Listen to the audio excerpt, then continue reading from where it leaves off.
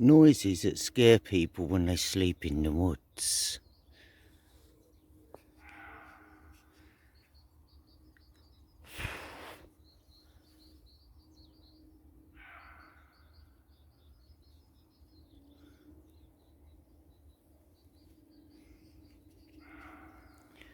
I'll tell you why it scares them.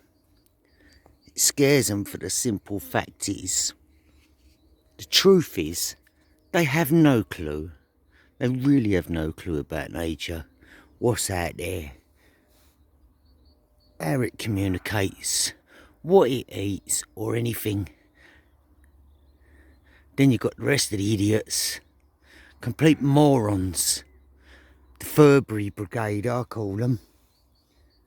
Bunny huggers.